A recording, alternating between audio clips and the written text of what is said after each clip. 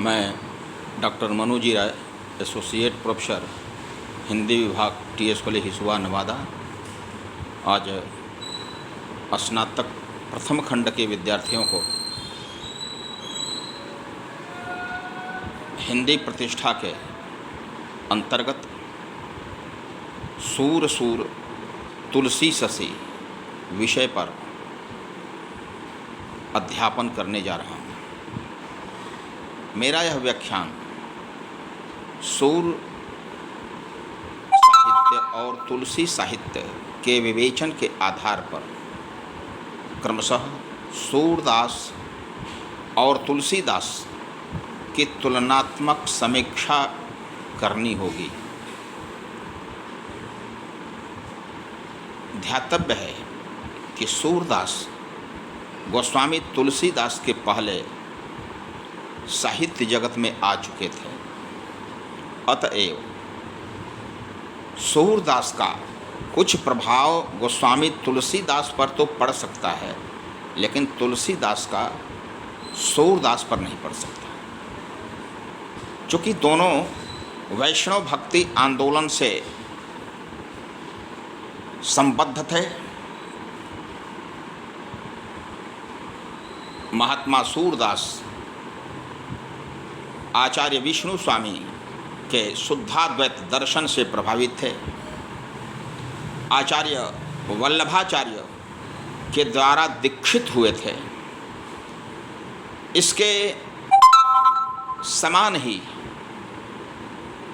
गोस्वामी तुलसीदास श्री संप्रदाय के संस्थापक आचार्य रामानुज के विशिष्टाद्वैत दर्शन से प्रभावित थे और गुरु नरहरि दास के शिष्य थे।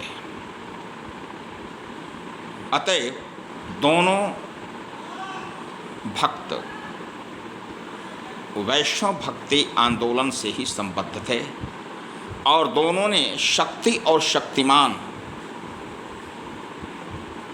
या अंशी और अंश या ब्रह्म और उनकी माया का विशद विवेचन किया है।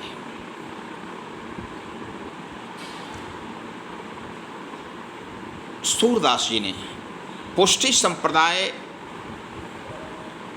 के निर्देशन के अनुकूल भगवान को लीला पुरुषोत्तम रूप में वर्णित किया है। भगवान के दो रूप होते हैं, लोक रक्षक और लोक रंजक। सूरदास जी ने भगवान के लोक रंजक रूप को वर्णित किया। लोक रक्षक रूप उनके साहित्य में अत्यल्प ही है। ऐसा लगता है कि कंस, शिशुपाल आदि जो दुर्धर्ष खलनायक हैं, वे जगत के पीड़क नहीं, मात्र कृष्ण के ही विरोधी हैं। इसके विपरीत गोस्वामी तुलसीदास जी ने भगवान के लोक रंजक की अपेक्षा लोक रक्षक रूप की ज़्यादा विवेचना की है। सत्यम शिवम सुंदरम तीन तत्व होते हैं और तीनों तत्वों में गोस्वामी तुलसीदास जी ने सुंदरम तत्व और सत्यम तत्व से अधिक महत्व शिवम तत्व को दिया है। शिव का अर्थ होता है कल्याणकारी, जिससे विश्व का कल्याण हो। यह भावना गोस्वामी तुलसीदास की थी और सत्यम शिवम सुंदरम में से सूरदास जी ने सुंदरम तत्व को स्वीकार किया। यदि सत्यम को देखा जाए तो महात्मा कबीर ने सत्यम तत्व का विवेचन किया। हिंदू और मुस्लिम दोनों की कुरीतियों, रूढ़ि सिद्धांतों कि उन्होंने खिल्लियाँ उड़ाई, लेकिन जहाँ तक सूरदास का सवाल है, उन्होंने भगवान को लोकरंजक और सुंदर दोनों ही रूपों में वर्णित किया, जबकि गोस्वामी तुलसीदास जी ने भगवान के जितने भी रूप हैं जिन उनके द्वारा जो वर्णित है, चाहे शिव हों, राम हो, हनुमान हो, गणेश हो, सबको अधिकांश उन्होंने शिवम तत्व से युक्त किया है। यह गोस्वामी तुलसीदास की विशेषता है। जिस प्रकार तुलसीदास जी रावण का विवेचन करते हैं, उसके चारित्रिक और उसके जगत पीड़क स्वरूप को वर्णन करते हैं, तो लगता है कि नहीं, वह विश्व के लिए एक नाशक के रूप में चरित्र प्रदर्शित कर रहा है। तेहि देश निकाय निकासै बहुविध त्रासै जो कह वेद पुराणा, यानी वैसे लोगों को देश से निकाल देता है, बहुत प्रकार से पीड़ित करता है, जो वेद और पुराण का उल्लेख करते हैं। रावण आवत सुनेउ सकोहा, देवन तकेउ मेरु गिरि खोहा। रावण के बारे में सुनते हैं सभी देवी देवता कि रावण आ रहा है, डर के मारे पर्वतों की कंदराओं में ये देवता छिप जाते थे। ऐसा उसका जगत पीड़क रूप था। देव और मनुष्य का पीड़क रूप था। यहाँ तक कि जिस समय रामचंद्र जी जंगल में मुनियों के आश्रम में जाते हैं और मुनियों के आश्रमों के सामने यह देखते हैं कि ये हड्डियों का अंबार है, तो प्रश्न पूछते हैं ऋषिवर से कि ये हड्डियों का समूह कहाँ से है, कैसे है, किसने यहाँ लाकर रखा है। विनम्रतापूर्वक ऋषि कहते हैं कि निश्चर निकर सकल मुनि खाए। निश्चरों के समूह ने सभी मुनियों को ग्रास बना लिया, तो उनके मांस और रक्त को खा और पी गए, लेकिन हड्डियों को उन्होंने यहाँ पर फेंक दिया। निश्चर निकर सकल मुनि खाए, देखि राम लोचन भर आए। और तब वे भीष्म प्रतिज्ञा करते हैं, निश्चरहीन करो मही भुज उठाई प्रण किन्न, सकल मुनिन के आश्रमन जाय जाय सुख दिन।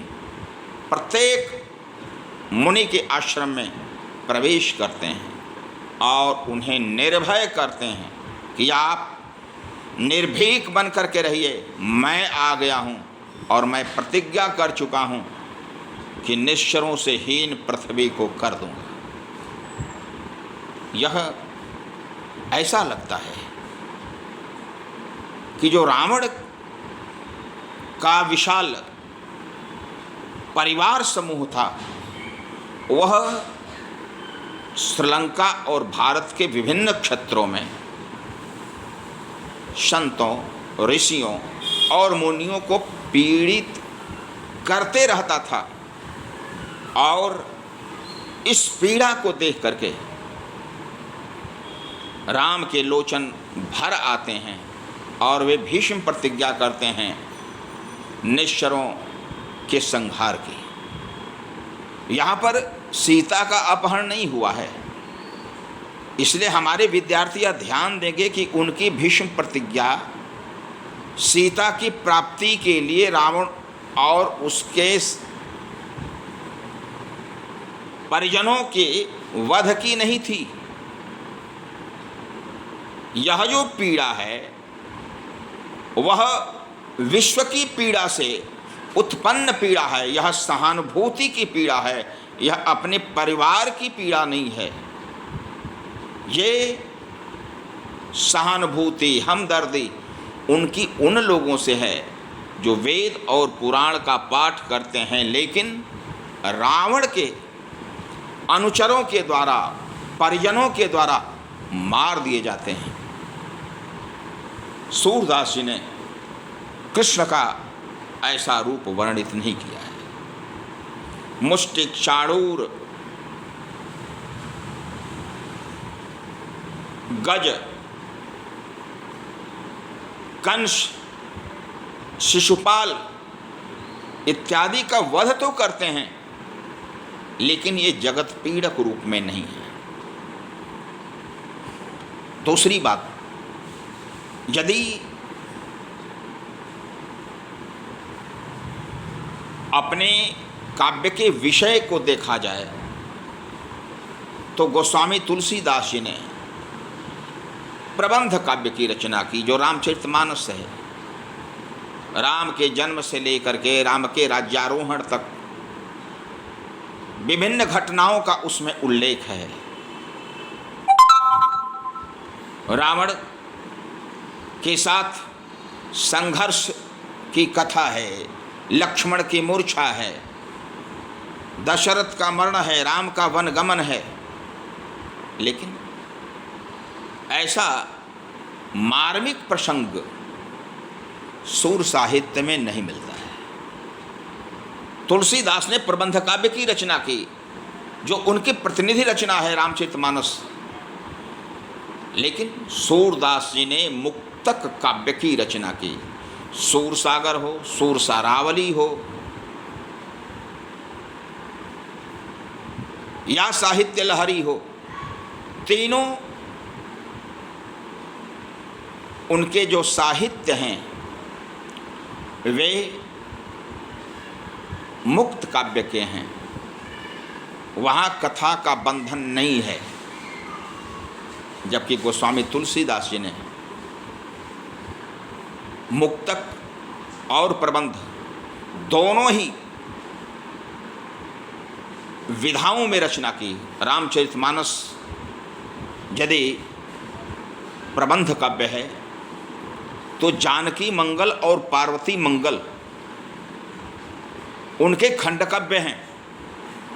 खंडित जीवन, जानकी मंगल में जानकी के विवाह का वर्णन, पार्वती मंगल में पार्वती के विवाह का मंगल। लेकिन सूरदास ने ऐसी विस्तृत रचना नहीं की। कथा का बंधन लेकर के सूरदास चलने वाले नहीं थे, इसलिए विशदता की दृष्टि से, विस्तार की दृष्टि से गोस्वामी तुलसीदास सूरदास से आगे हैं।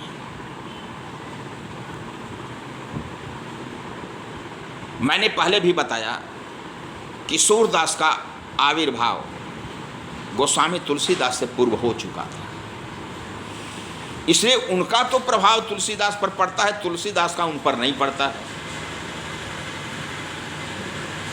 सूर साहित्य के अनुकूल गोस्वामी तुलसीदास ने श्री कृष्ण गीतावली की रचना की, जिसमें श्री कृष्ण के चरित्र का वर्णन है। बाल वर्णन के अनुकूल इन्होंने राम के जन्म के बाद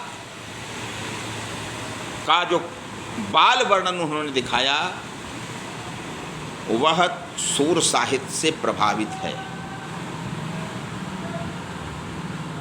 लेकिन यहाँ तक भाषाई दृष्टि से देखा जाए तो उसमें गोस्वामी तुलसीदास सूरदास से बहुत आगे निकल जाते हैं।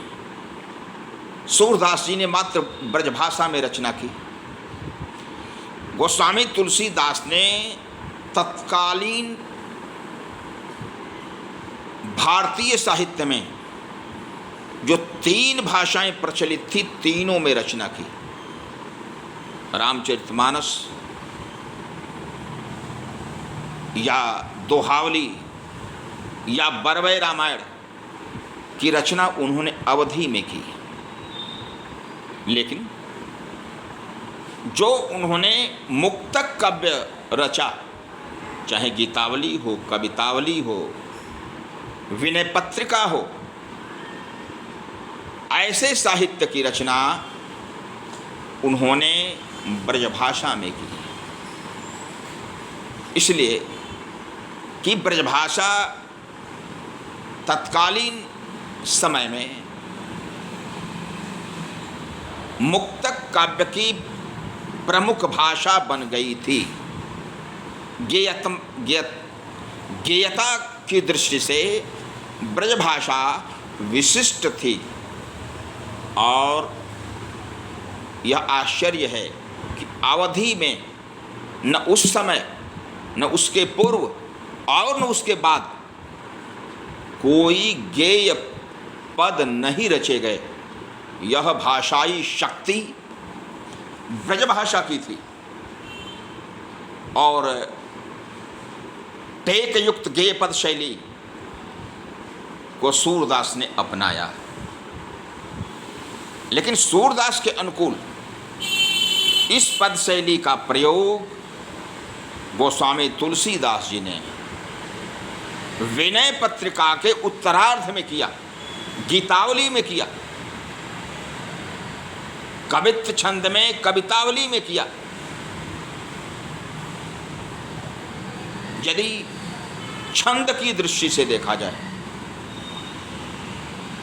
तो छंद की दृष्टि से भी गोस्वामी तुलसीदास जी आगे बढ़ जाते हैं। भाषाई में मैंने जैसा बताया कि गोस्वामी तुलसीदास जी ने ब्रजभाषा और अवधि दोनों को स्वीकार किया। यही नहीं, जो विशेषज्ञ थे शास्त्रों के, तो उस समय शास्त्रों की भाषा संस्कृत थी। लोक भाषा में रचना कर रहे थे गोस्वामी तुलसीदास। लेकिन रामचरितमानस के जो मंगलाचरण के श्लोक हैं या विभिन्न स्तुतियां हैं,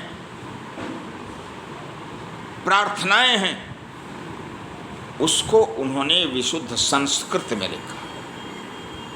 इस प्रकार त्रिभाषाई सिद्धांत यानी संस्कृत, अवधि और ब्रज तीनों को लेकर चलने वाले भक्ति साहित्य में अकेले गोस्वामी तुलसीदास हैं।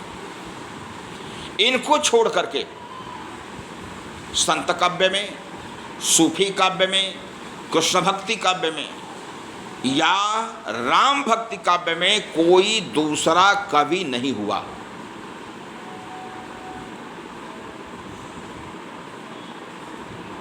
यही नहीं, राम के रूप का वर्णन करते समय गोस्वामी तुलसीदास जी ने लोकबद्धात्मक भक्ति का परिचय दिया है, लोक बाह्य भक्ति का नहीं। लोकबद्ध भक्ति क्या है? लौकिक परंपराओं से संबद्ध होने के बाद जो भक्ति प्रदर्शित की जाती है वह लोकबद्ध भक्ति है। लौकिक नियमों का न पालन करते हुए जो भक्ति भावना अभिव्यक्त होती है उसको लोक बाह्य भक्ति कहते हैं। राम और सीता का जो प्रेम है वह लोकबद्ध भक्ति से संबद्ध है, लोक बाह्य प्रेम उसमें नहीं है। राधा और कृष्ण की जो प्रेम कथा है वह लोकबद्ध नहीं है। दोनों एक दूसरे से मिलते हैं गोचारण के समय, दान लीला के समय, मान लीला के समय, लेकिन ऐसा उल्लेख जहाँ पर सामाजिकता का बंधन नहीं हो, गोस्वामी तुलसीदास जी ने नहीं किया। एक पूर्व राग का प्रसंग आता है रामचरितमानस में पुष्पवाटिका प्रसंग के दौरान, लेकिन उस पुष्पवाटिका में भी लोकबद्धता है। सीता अपनी इच्छा के अनुकूल पुष्पवाटिका में राम से मिलने नहीं गई है। राम अपनी इच्छा के अनुसार पुष्पवाटिका में नहीं गए हैं, बल्कि राम को विश्वामित्र ने भेजा है पूजा करने के लिए पुष्प लाने के हेतु। यही नहीं, सीता की माता सुनैना ने धनुष यज्ञ के पूर्व गौरी के मंदिर में पूजा करने के लिए सीता को भेजा है। सीता अपने मन से नहीं गई हैं।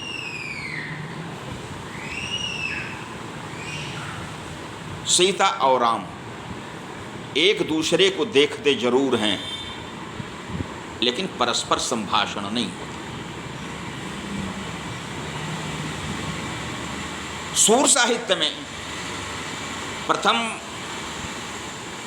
दर्शन के पश्चात ही, प्रथम भेंट के पश्चात ही दोनों में वार्तालाप शुरू हो जाता है। प्रेम व्यापार वाचिक रूप से अभिव्यक्त हो जाता है। पहले बार ही का प्रसंग है, बोझत श्याम कौन तू गोरी। पहली बार राधिका के सौंदर्य को देख करके आकर्षित हो जाते हैं कृष्ण, और उस आकर्षण के पश्चात कृष्ण प्रश्न पूछते हैं, बूझत श्याम कौन तू गोरी। ऐ गोरी तू कौन है, कहाँ रहती, तू कहाँ रहती है, का की तू बेटी, किसकी बेटी है, देखी नहीं कबहूँ ब्रज कोरी। तुमको ब्रज की गलियों में मैंने नहीं देखा है। राधिका जवाब देती हैं कि काहे को हम ब्रज तन आवत खेलत रहती आपनी परोरी। मैं ब्रज प्रदेश में क्यों आऊं, मैं अपनी गली में ही, बरसाने की ही गली में घूमती रहती हूं।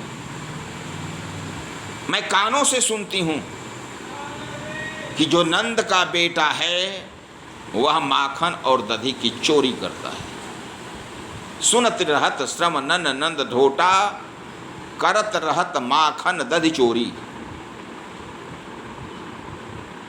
सूर्य के कृष्ण वाक्चातुर्य से युक्त हैं और कहते हैं कि तुम्हारी कहाँ चोरी ले गई हूँ, खेलन चलो संग मिल जोरी।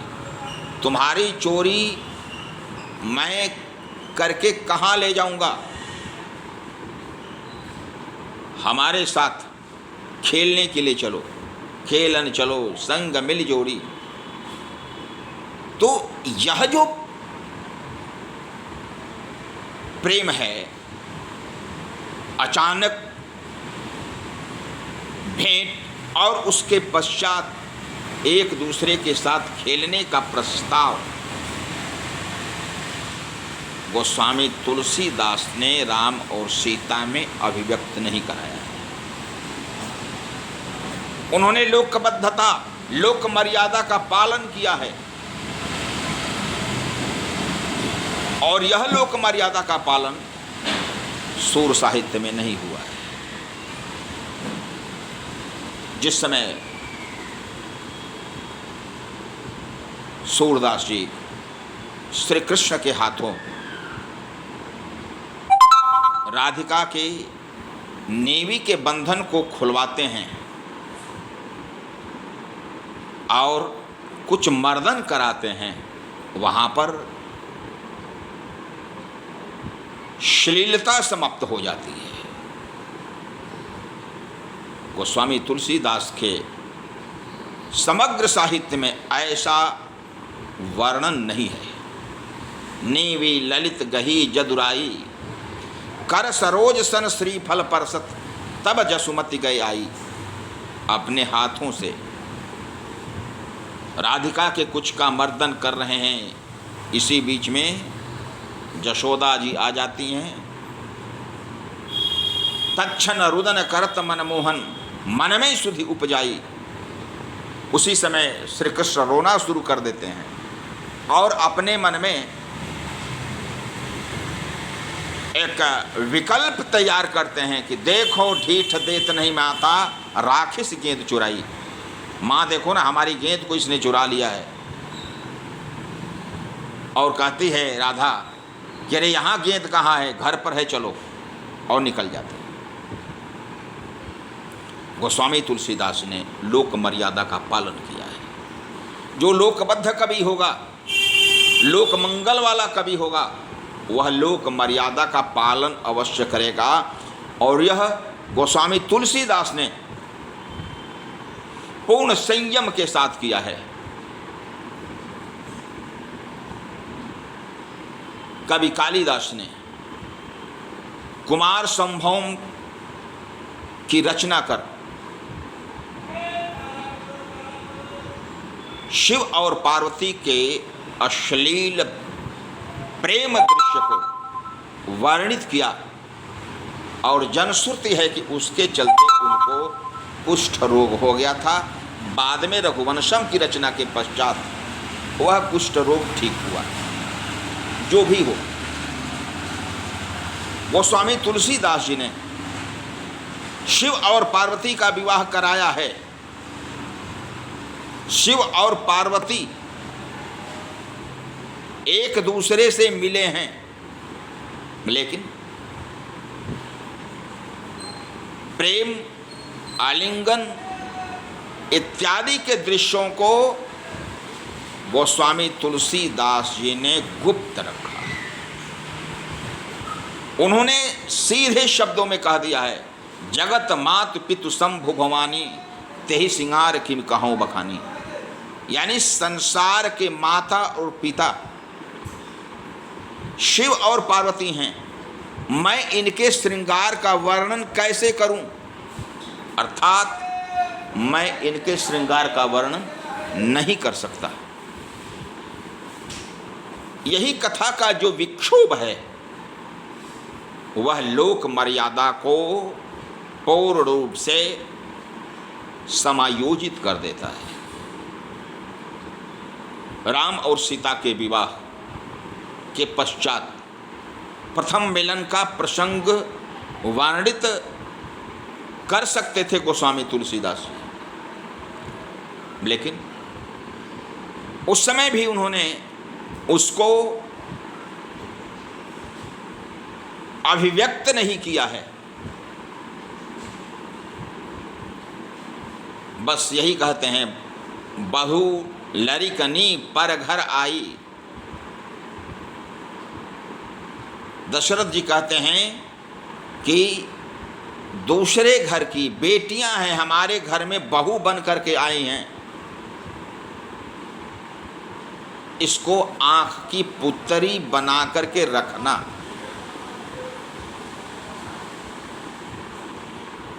राम और सीता, उर्मिला और लक्ष्मण, भरत और मांडवी, शत्रुघ्न और श्रुति कीर्ति के प्रेम का वर्णन पूरे रामचरितमानस ही नहीं बल्कि तुलसी वांग्मय में कहीं नहीं है। प्रथम मिलन का प्रसंग। हाँ, लोकबद्ध मैंने बताया था कि लोकबद्ध प्रेम है। लोक वेदमत मंजुल कूला, लोकमत और वेदमत दोनों का पालन किया है गोस्वामी तुलसीदास जी ने। तो लोकमत के अनुकूल वे एक प्रसंग का उल्लेख जरूर करते हैं।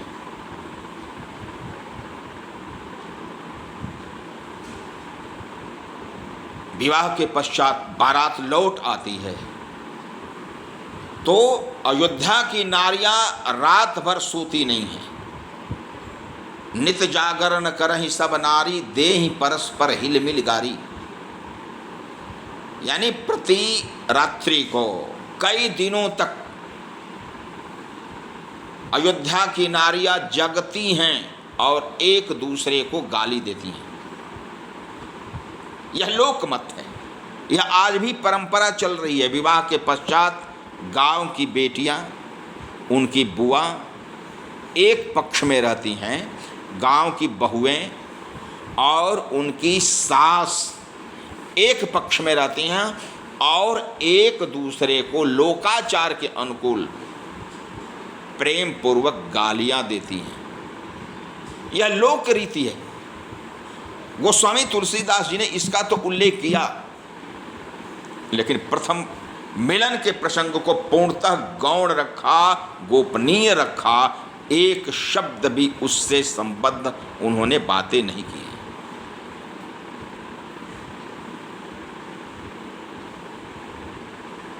जहां तक प्रश्न आता है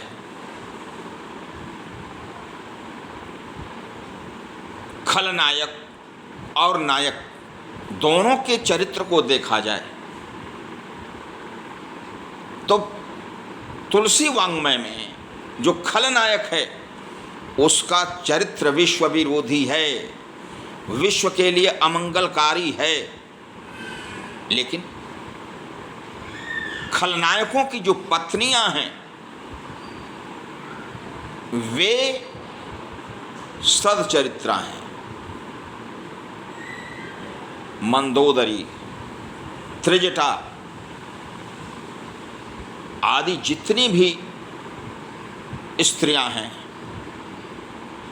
और राक्षस कुल की, वे सभी पवित्र आचरण वाली हैं। गोस्वामी तुलसीदास जी ने उनके चरित्र का वर्णन करते समय पूर्णतः श्रद्धा और भक्ति दोनों का प्रयोग किया है। रावण की धर्मपत्नी मंदोदरी है, लेकिन मंदोदरी धर्मचारिणी है, आदर्श कुलवधू है। और उसके चरित्र का वर्णन करते समय कहते हैं, मैं तनुजा मंदोदरी नामा परम सुंदरी नारी ललामा। मैं की बेटी थी, मैं की तनुजा थी, मंदोदरी उसका नाम था। वह परम सुंदरी थी, नारियों का श्रृंगार थी।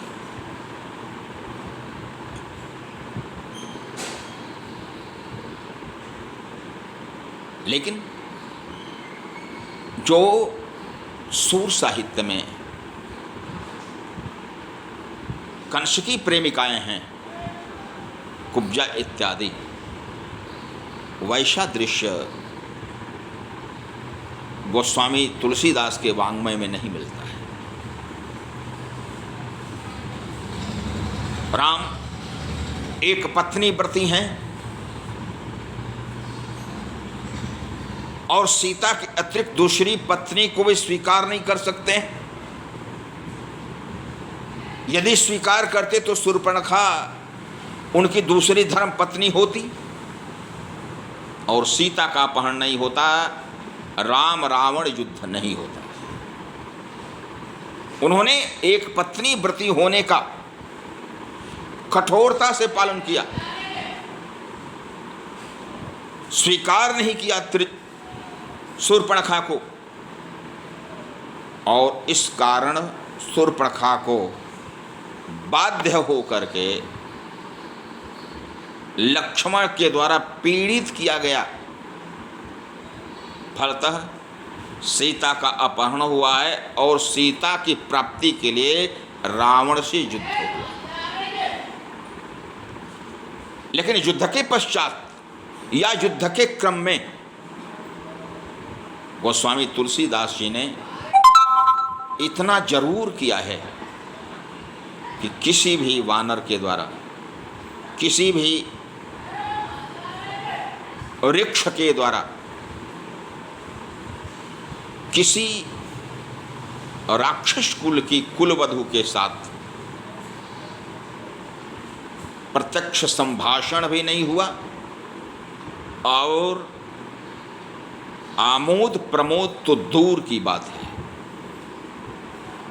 स्वर्णपुरी लंका से किसी वस्तु का हरण राम की सेना के किसी पत्र ने नहीं किया।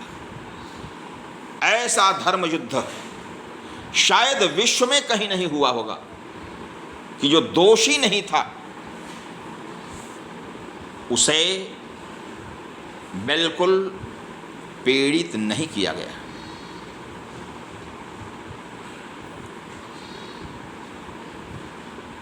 सूर साहित्य में ऐसा नहीं हो पाता है। जितनी भी गोपियां हैं सब कृष्ण को अपना प्रिय मानती हैं और प्रिय मानने के पश्चात उनकी संख्या क्रमशः बढ़ती जाती है। गोस्वामी तुलसीदास में यह नहीं है। पुष्पवाटिका में और धनुर्भंग प्रसंग में जनकपुर की स्त्रियां राम को देखती हैं। राम सबके लिए सुंदर लगते हैं, लेकिन कोई भी स्त्री ने ये नहीं कहती है कि ये हमारे योग्य हैं, मेरा इनसे विवाह हो जाए। बर सांवरो जानकी जोगू, ये कहती हैं वहां की नारियां कि सांवला जो बर है वह जानकी के योग्य है। जोग जानकी यह बर अहई। दूसरी स्त्रियां कहती हैं कि जानकी के योग्य यही वर है, अर्थात राम ही हैं। ऐसी एक निष्ठता की भावना और त्याग की भावना संसार के किसी भी साहित्य में नहीं मिलती।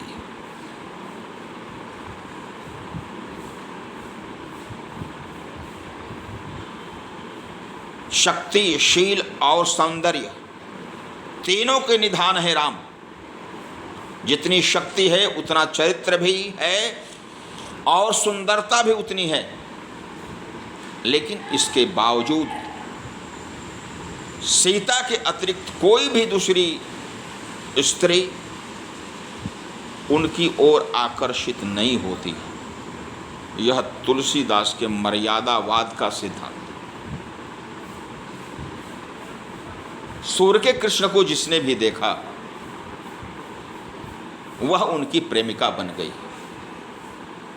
प्रेमिकाओं की संख्या बढ़ती चली गई और तुलसी वाङ्मय में जो प्रेमिका है वह धर्म पत्नी ही है, इसके अतिरिक्त दूसरी नहीं। ऐसा उन्होंने राम के चरित्र को रखा, राम के परिजन के चरित्र को रखा। यह विशिष्ट है।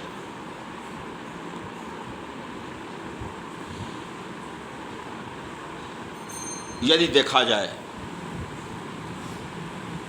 तो तुलसी साहित्य पर सूर साहित्य का प्रभाव है। राम का बाल वर्णन, श्री कृष्ण गीतावली की रचना और बालक राम की विशेष रूप से अभिव्यक्ति, विशेष रूप से जिज्ञासा, विशेष रूप से प्रार्थना जो गोस्वामी तुलसीदास ने कराई वह सूर के प्रभाव के अनुकूल है। जैसे इष्ट देव मम बालक रामा या बंदऊ बाल रूप सोई रामू, ऐसी अभिव्यक्ति शिव से और काकभुशुंडी से कराई जाती है। तो इस अभिव्यक्ति के पश्चात यह निर्णित तो होता है कि गोस्वामी तुलसीदास जी बालक राम के ही उपासक थे। सरल स्वभाव छुआ छल नाही, यह बालक हृदय की विशेषता है। और इसी कारण जो प्रत्येक राम जन्म महोत्सव के दर्शन के लिए काकभुशुंडी जी मोक्ष को अस्वीकार कर देते हैं, वे हर समय वहाँ उपस्थित रहते हैं हर जन्म महोत्सव में इसलिए कि राम की बाल लीला और बाल सौंदर्य के दर्शन कर सकें। नीलगिरी पर्वत पर उनके दीर्घायु होने का, चिरंजीवी होने का एक ही उद्देश्य है, राम के जन्म महोत्सव के दर्शन करना और उनकी बाल लीला के दर्शन करना, जो साकेत धाम में संभव होता है।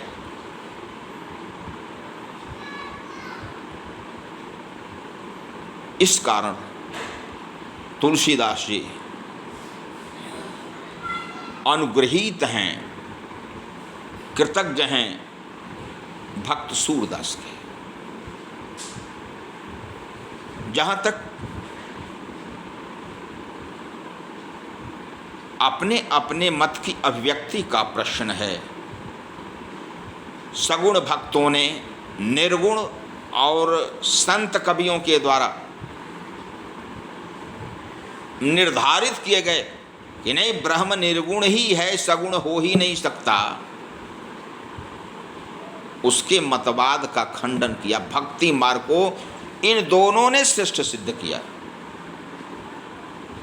सूरदास जी ने भ्रमर गीत सार में या पूरे भ्रमर गीत में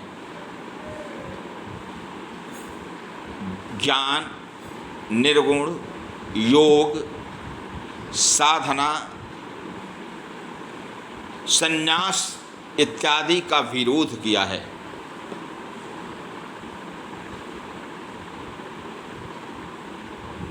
भक्ति को ज्ञान से शिष्ट सिद्ध किया है। अक्रूर जो ज्ञान सिखाने की बात कर रहे थे, गोपियों के पास आए थे ज्ञान सिखाने के लिए, वे अक्रूर भक्ति में लीन हो जाते हैं, ज्ञान के गर्व को भुला बैठते हैं। और इस मत का तुलसीदास ने अपने रामचरितमानस के प्रारंभ में और अंत में उल्लेख किया है। तो इस उल्लेख पर सूर का प्रभाव दिखाई पड़ता है।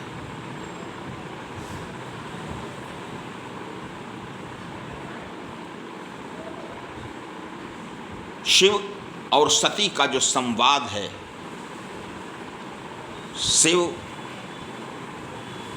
सती को समझाने का प्रयास करते हैं कि जिस ब्रह्म की हमने चर्चा की, राम की, अगस्त्य ऋषि के आश्रम में, वही यहाँ पर सामने नरलीला करते हुए दिखाई पड़ रहे हैं, जिसे मैंने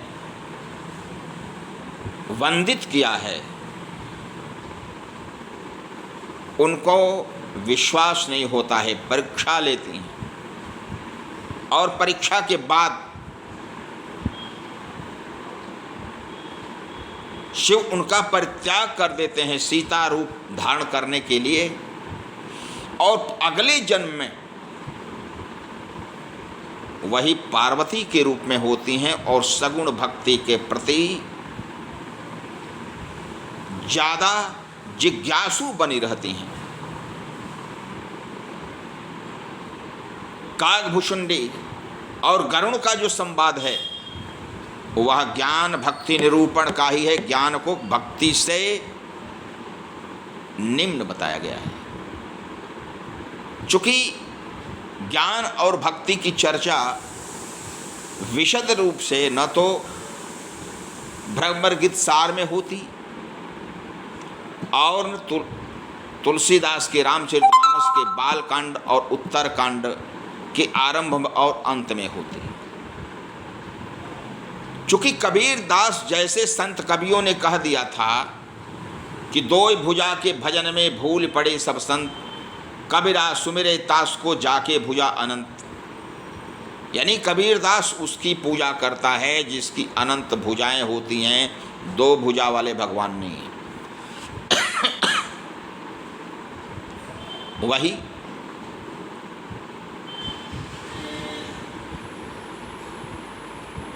सूरदास और तुलसीदास ने कहा है कि नहीं, ऐसा नहीं है, भगवान सगुण रूप में हैं। जहि इजिमि गावहि वेद बुध जाहि धरहि मुनि ध्यान, सोई दशरथ सुत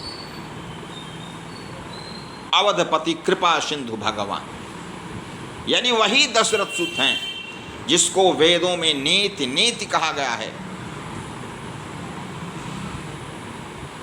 या जहि मह आदि मध्य अवसाना प्रभु प्रतिपाद्य राम भगवाना। राम भगवान ही प्रतिपद्य हैं, आदि में मध्य में और अंत में वही कथा सुननी है। तो राम भगवान का मतलब कि राम जो सगुण रूप में हैं वही ब्रह्म है।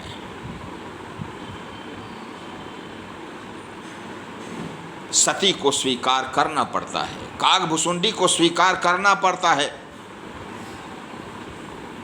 और ये दोनों रामचरितमानस के कथा के श्रोता भी हैं, और कागभुसुंडी तो बाद में वक्ता भी बने हैं, जिन्होंने सगुण राम के बाल रूप को देख करके परीक्षण किया था उनकी शक्ति का, उनके हाथ से पुआ के टुकड़े को लेकर के भागने के क्रम में, और बाद में वही राम का मुख जब खुलता है, उसमें प्रवेश करते हैं, 7 जन्म उसी में निवास करते हैं। तो यह जो कथा है यह दिखाती है कि तुलसीदास राम के सगुण रूप के आग्रही थे। निर्गुण की अपेक्षा सगुण को उन्होंने महत्व दिया है। इसके पूर्व शंकराचार्य जी ने अद्वैत मत की स्थापना के क्रम में यह बता दिया था कि कनिष्ठ अधिकारी भक्ति को स्वीकार करते हैं और जो वरिष्ठ अधिकारी हैं वे ज्ञान को स्वीकार करते हैं। सूरदास और गोस्वामी तुलसीदास दोनों ने इसका प्रतिवाद किया, बल्कि सूरदास का पूरा भ्रमर गीत साहित्य इसी पर अवलंबित है। वहाँ पर गोपियाँ ज्ञान योग इत्यादि का उपहास करती हैं। रामचरितमानस में ज्ञान योग का तर्कपूर्ण खंडन गोस्वामी तुलसीदास जी अपने विवेक के अनुसार करते हैं। इसलिए रामचरितमानस को जहाँ तक देखा जाए, तुलसी वाङ्मय को देखा जाए, तो उसमें 11 रसों का वर्णन है। वात्सल्य रस, भक्ति रस, शांत रस, अद्भुत रस, वीर रस, भयानक रस, रौद्र रस, करुण रस, ये सभी रस मिल जाएंगे। लेकिन सूरदास को देखा जाए तो सूरदास के साहित्य में 2 ही रस मुख्य रूप से हैं, और वे हैं बाल लीला वर्णन और श्रृंगार वर्णन। जो भक्ति रस के पद हैं वे आचार्य वल्लभाचार्य से दीक्षित होने के पूर्व के हैं,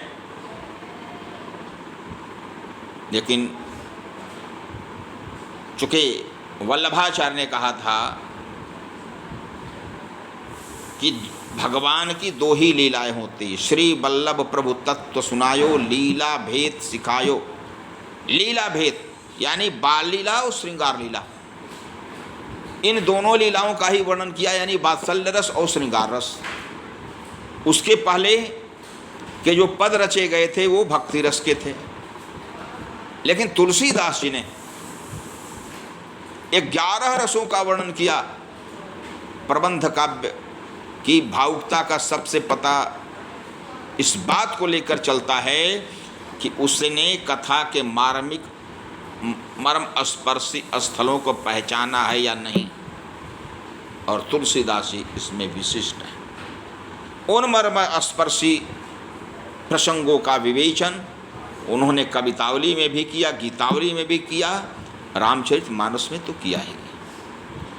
तो आज मैंने गोस्वामी तुलसीदास और सूरदास के साहित्य का तुलनात्मक विवेचन किया है। सूर सूर तुलसी ससी में मेरे विचार के अनुसार सूर साहित्य में गहराई है, वात्सल्य और श्रृंगार के क्षेत्र में तुलसीदास से आगे हैं। लेकिन विस्तार की दृष्टि से देखा जाए, समग्र विस्तार की दृष्टि से देखा जाए तो तुलसीदास सूरदास से बहुत आगे हैं। गहराई है सूरदास में, सीमित क्षेत्र में, विस्तार है तुलसीदास में, व्यापक क्षेत्र में। इसलिए सूर सूर तुलसी ससी में सूरदास जी चंद्रमा के रूप में हैं और गोस्वामी तुलसीदास जी सूर्य के रूप में हैं। धन्यवाद।